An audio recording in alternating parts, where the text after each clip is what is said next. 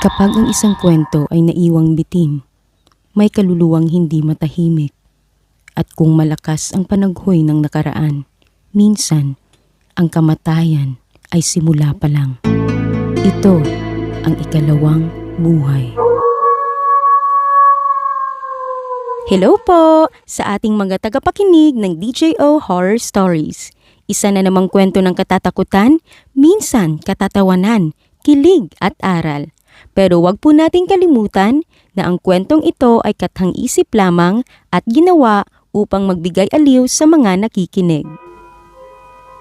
Sa bayan ng San Roque, may isang lumang bahay na matagal nang iniiwasan. Sabi nila, may multong babae raw na umiiyak gabi-gabi sa bintana. Ngunit isang araw, may 2 dalaga ang naglakas loob na pasukin ito.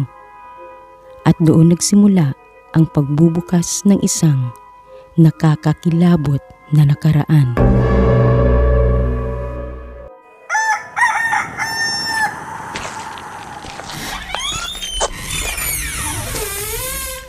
Ang ganda pa rin ng arkitektura kahit luma na.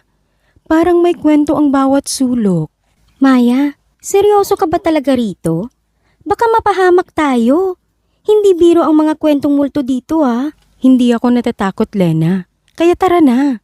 Kasi pakiramdam ko, parang may parte ng sarili ko na konektado sa bahay na to. Habang iniikot nila ang bahay, may malamig na simoy ng hangin na dumaan. Sa ikalawang palapag, humarap si Maya sa isang lumang salamin.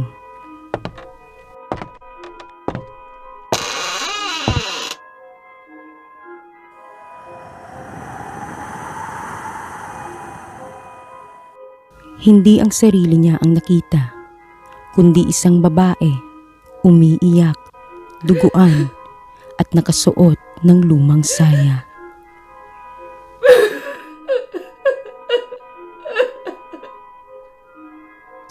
Sino ka? Nawala